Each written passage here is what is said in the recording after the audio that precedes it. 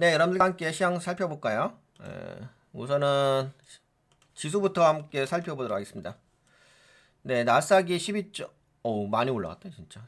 아까 전에는 여튼 간에 12.16%로 종가 마감했고, S&P 500이 9.52%, 다우가 7.87%, 러셀 지수가 8.66%, 엄청, 빅스 지수는 많이 그래도 하락을 했네요. 그럼에도 불구하고 33.6이야? 오이씨. 꽤 높네. 유럽 증시는 장마감이 2시에 한국 시간으로 2시 정도에 되거든요. 그래서 요게 발표하기 전에 그 상황일 거예요.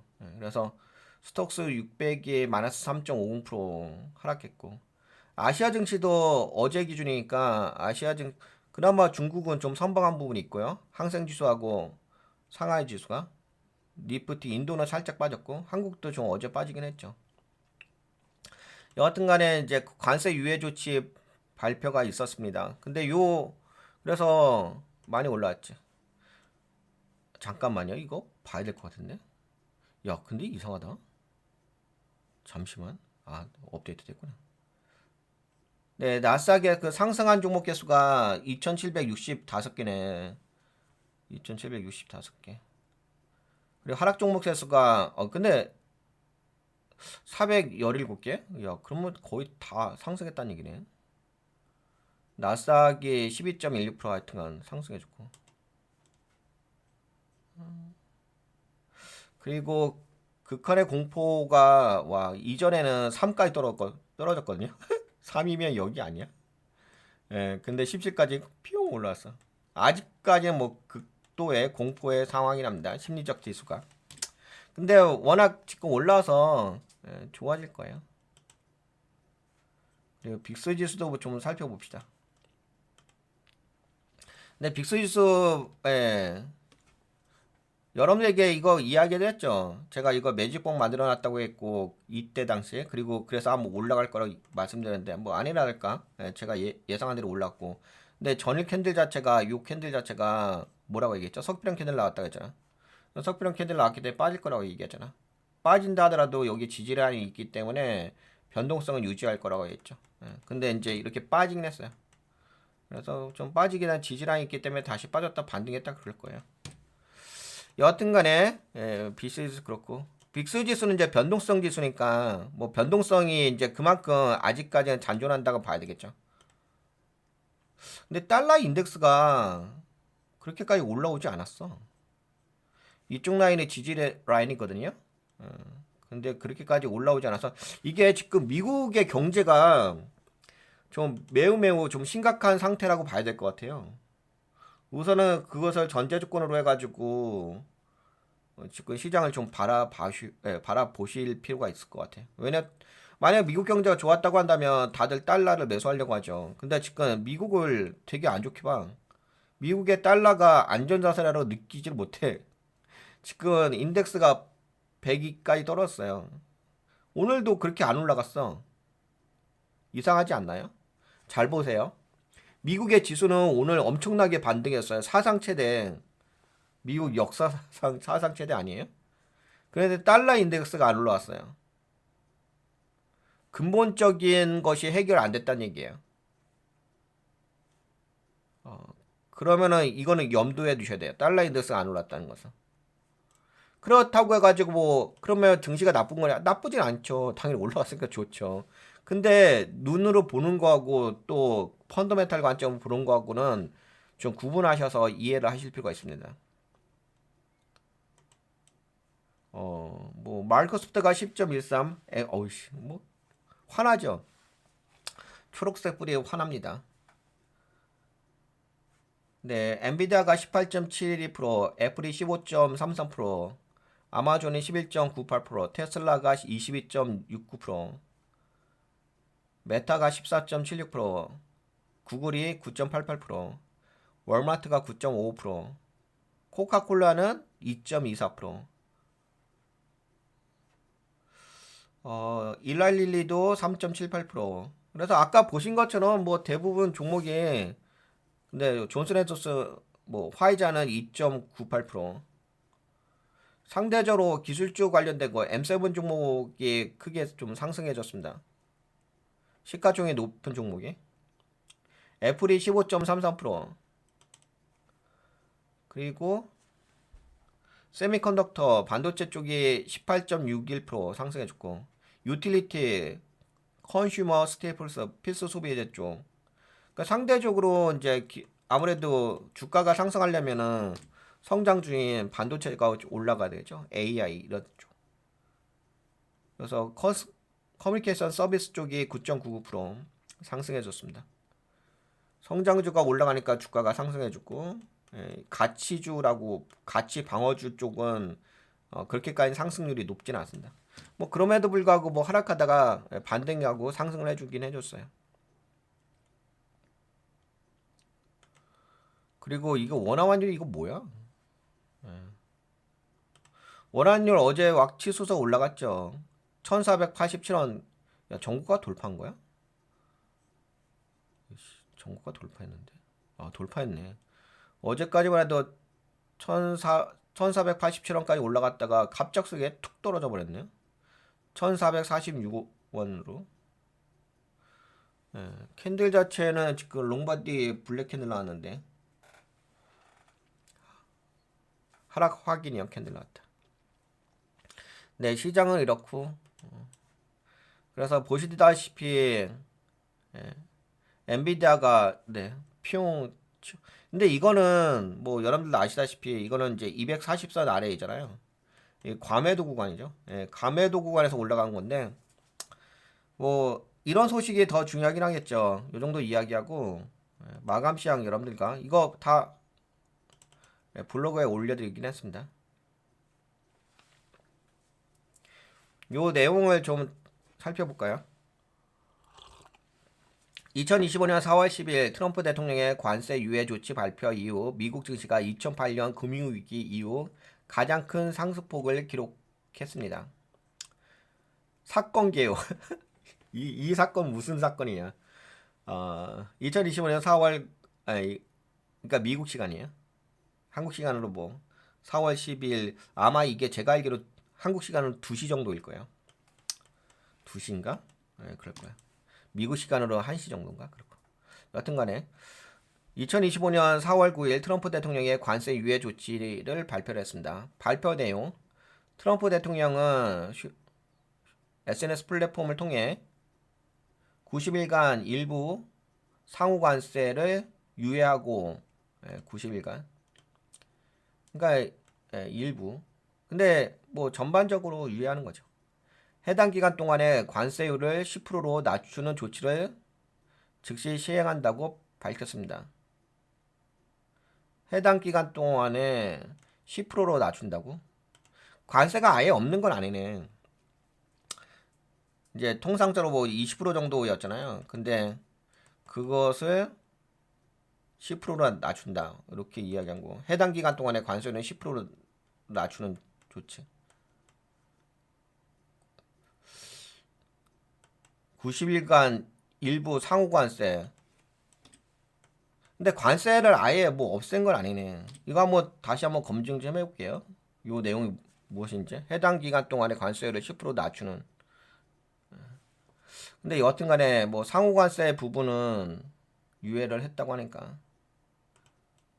중국에 대해서는 오히려 관세를 125% 인상한다고 명시했습니다.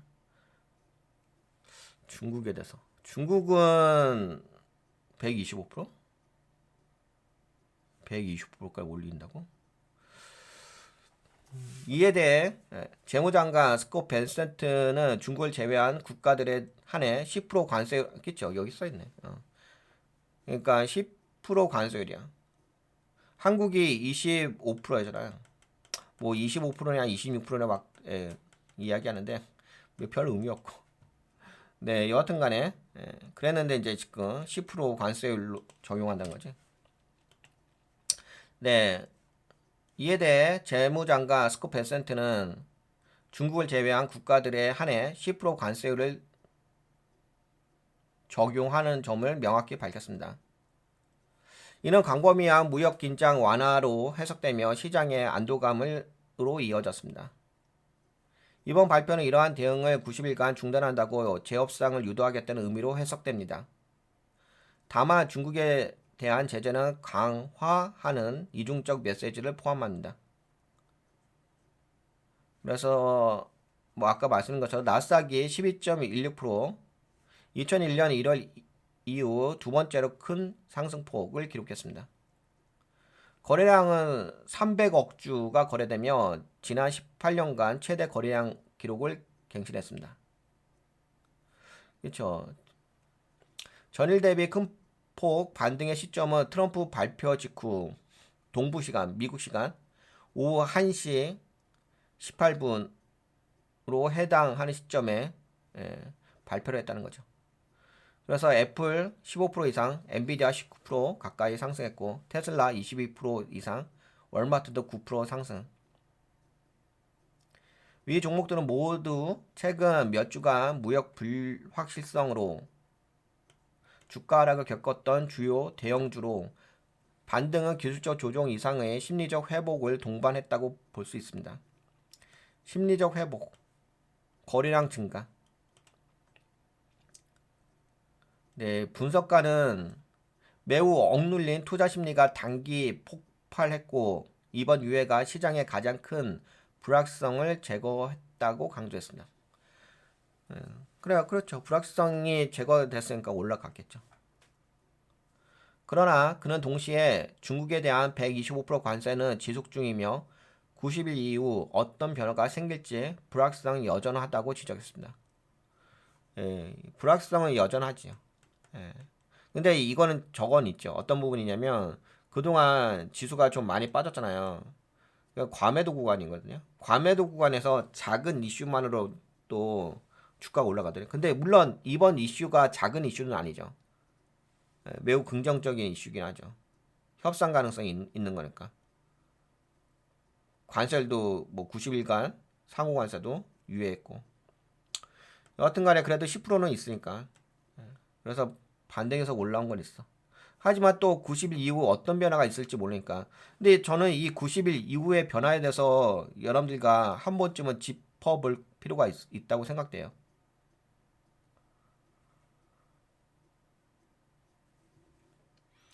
그래서 제가 위험 관리에다가 뭐 골파기장 있잖아요. 이 90일이란 게 한 달에 30일이잖아요. 그러면 90일이라고 한다면은 3개월이 필요한 거잖아.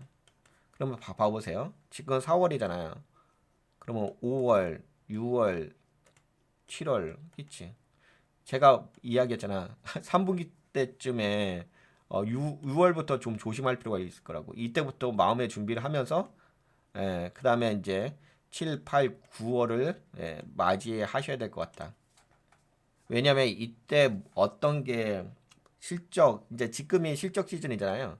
그래서 그 4월, 5월이 지금 1분기, 올해 1분기 실적을 발표 중에 있거든요. 뭐 최근에 삼성전자도 실적 발표했죠. 미국에서도 실적 발표 시즌에 돌입을 했습니다. 그래서 이제 근데 요번에 발표하는 실적에는 그 관세 관련된 부분이 실물적으로 적용이 되지는 않았겠죠. 왜냐면은 이전 데이터니까. 약간은 적용된 게 있어도 뭐 제가 보기에는 뭐 적용돼봤자 한 10% 정도밖에 적용 안 됐겠지. 근데 이제 실제적으로 실적에 반영되는 타이밍은 언제냐면은 2분기 실적 발표할 때예요. 근데 2분기 실적 발표가 통상적으로 언제냐면은 이제 지금이 1분기 실적 발표 시즌이거든요. 4월부터 5월까지, 5월 말까지. 근데 2분기 실적 발표 시즌은 7월부터 8월 말까지예요. 그러면은 지금 유예 기간이 90일이잖아요. 그 3개월이잖아요. 그러면 정확하게 여기에 들어맞아 버려요. 7월에서 8월 요 시즌에 딱 들어맞습니다. 그러면 관세 부과 관련된 이슈 있잖아요. 이 부분이 이거는 이제 소비의 심리적인 영향에 큰 불확실성을 미친 거잖아요. 그러면은 이제 2분기 실적 발표할 때 그 재무제표에 반영이 되어 있을 거거든요. 그렇게 됐을 때 진짜 실제적으로 기업들의 실적 발표가 계속적으로 안 좋게 발표가 되게 되면은 그러면 주가가 빠지겠죠.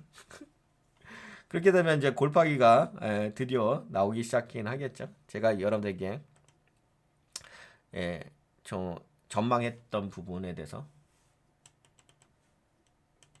프레임워크, 동가치 시그널 프레임워크. 예. 지금 제가 여러분들에게 예상했잖아요. 뭐 아니라 달까 퍼펙트 하지 않나요? 이미 이것도 다 예전에 다 그려드린 거잖아요. 다 그려드리고 여기서 분명히 빠질 거라고 얘기했고 폭락했죠. 폭락하고서 이제 반등 나올 거라고 이야기했잖아요. 예. 그래서 오히려 지금 빠질 때가 컨트롤 매매법을 가지고 가치 투자할 때라는 거. 근데 제가 계속 강조해드렸던 게 지금은 이런 모멘텀 상승 투자 그런 상태가 아니잖아요. 지금 하락장이잖아요. 단지 이거 하나 나온 것 뿐인 거잖아요. 이게 지금 30일간 유효하다는 거잖아요. 이거는 한국장. 한국장은 그냥 한국은 그냥 계속 빠졌어요. 한국은 지금 여기야. 예. 한국도 이게 기다려 있는 거야. 미국도 지금 이거 하나 기다리는 거야. 그러면 이게 이제 2분기 실적 발표할 때 그리고 이때쯤 되면은 또 뭐도 있냐면은 일본의 금리 인상과 연준의 금리 인하 이것도 겹치게 되거든요. 거의 겹치는 타이밍이에요. 그래서 이게 실무적으로는 이제는 3개월 후에 대한 더 위험성이 커졌다라고 저는 좀 느껴지긴 합니다. 더 확실해졌다. 다만 뭐 지금 오늘 장세는 기술적 반등인 거고 그걸로 인해서 올라간 부분이기 때문에 뭐 오늘은 뭐 기쁘죠. 좋죠. 하지만 앞으로 여러분들에게 주어진 3개월을 얼마만큼 잘 활용하시고 전략적으로 투자 전략을 잘 마련하시는 거가 여러분들의 향후 투자 수익에 큰 성과를 가를 중요한 요인이 될 것 같습니다. 어, 단기 반등은 허용하지만 뭐 다 애널리스트들이 이야기하는 거예요. 단기 반등은 허용하지만 이것이 바닥이라고 보기엔 아직 무리가 있다. 근데 저는 뭐 거의 바닥에 가깝죠. 지금은. 왜냐면은 이 부분이 어떤 의미가 있냐면은 그동안 계속 불확실성으로 해가지고 빠졌잖아. 그래서 유예 조치를 했잖아. 그럼 여기서 더 확전을 하진 않겠다는 거거든요. 단지 확전하는 영역은 중국과 유럽 쪽인데 유럽도 그렇게 확전할 것 같진 않고 중국인데 중국도 이거 에스컬레이트 되는 부분이 한계가 있긴 하겠죠. 조금 이따 이야기 될게요. 중국 쪽. 예.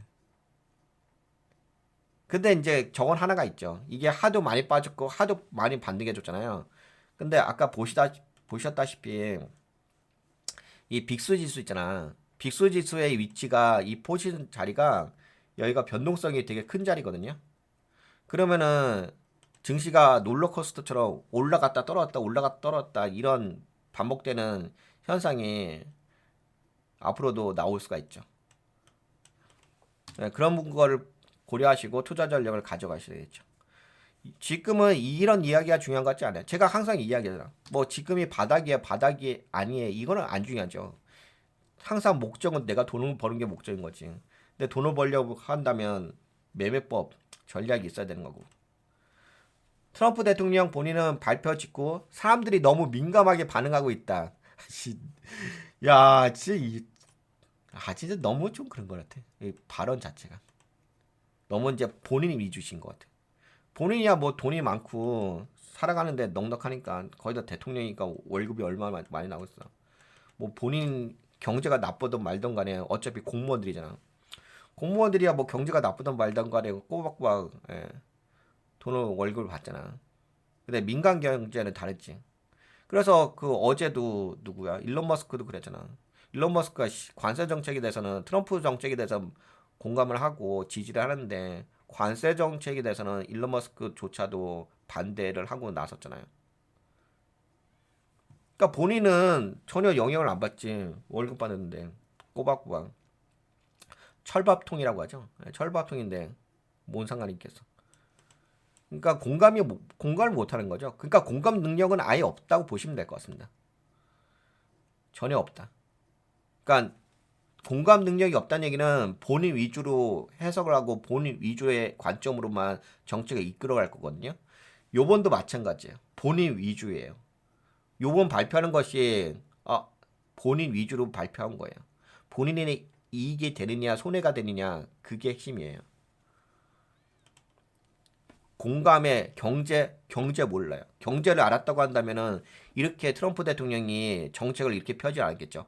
경제 개념이 조금이라도 있다고 한다면 경제적인 지식이 조금이라도 있다고 한다면은 이렇게 정책을 펴진 않죠. 한국도 마찬가지죠. 한국의 경제 관료들이 경제에 대한 1%, 0.001%에 대한 지식이라도 있다고 한다면은 이렇게 못하죠. 왜?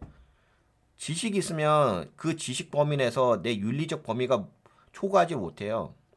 지식이 없으면 자유분방해요. 자기 마음대로 떠들어댈 수가 있어요. 입이 있으니까. 나불나불. 지식이 있으면 그 틀 안에서 생각하게 돼요. 왜? 거기서 위험 관리가 형성되기 때문에. 지식이 없으면 자유분방하지. 아무 말이나 하죠. 지식이 없다는 얘기예요. 경제 지식이. 사람들이 너무 민감하게 반응하고 있다. 약간 쫄았던 것 같이였다.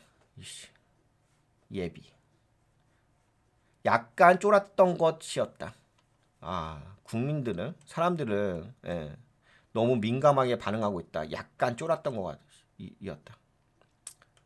그러니까 이거는 기저효과가 뭐라고 하지? 자기 방어라고 하지 않나요? 그러니까 본인이 그렇게 느끼고 있는 거야. 본인이 쫄았던 부분을 그래야 상대방이 쫄았다고 이렇게 표현한 거지. 시장 반응이 과도했음을 지적했습니다. 말도 안 되는 소리고. 그냥 본인이 쫄은 거지 뭐. 네, 다우가 마이너스 11%, 직전 4거래일간 지수의 손실. 이거 넘어갑시다. 뭐 이렇게 하락한 이유는 뭐 트럼프 행정부의 관세 발표로 인해 가지고 지금까지 뭐 주가가 하락한 거죠. 요거는 맞아요. AP통신은 트럼프 대통령이 중국에 대한 관세를 125% 인상하는 행정명령에 서명을 했습니다. 요거 교차 검증을 했고. 네, 트럼프 대통령의 관세 유예 조치는 단기적으로 시장의 극단적 불안을 완화하는 데 효과적이었으며 중국에 대한 강경 기조는 유지되면서 선택적 유화 전략을 병행하는 모습입니다. 시장은 반등했으나 관세 정책의 지수성, 90일 이후 대응 여부 등에 따라 향후 변동성은 여전히 높을 가능성이 있습니다. 여기까지 좀 이야기하고 이 정도면 뭐 시황은 아시겠죠? 그리고 한국 시장은 이거 좀 나눠서 이야기합시다. 한국 시장은 조금 이따가 얘기할게요. 왜냐면 우선은 이제 오늘 이렇게 급 반등한 부분에 대해서 체크를 해봐야 되는 거니까. 하여튼 뭐 올라갔어요. 뭐 다 올라갔는데 우리가 여기서 한번 주목해 볼 게 한 가지는 있어요. 예. 어떤 걸 주목하셔야 되냐 이거죠. 채권 금리가 올라갔어요. 엄청나게 상승했어요. 이게 오늘만 올라간 게 아니에요. 오늘은 오히려 떨어졌어요. 오히려 오늘 같은 경우는 채권 금리가 하락했고요. 그전에는 채권 금리가 급등했어요. 이 주가가 빠질 때. 이거 아시죠? 이게 핵심 포인트입니다. 채권이 핵심 포인트고요. 지금 시장에서 바라볼 때. 네, 그러면 뭐 오늘 이렇게 급등한 이유에 대해서는 요 정도만 보셔도 될 것 같아요. 요 정도만 보고 그다음에 이제 다른 관점에서 좀 이야기 좀 해볼게요. 시황은 여기까지 말씀을 드려보도록 하겠습니다. 시황에 대해서는.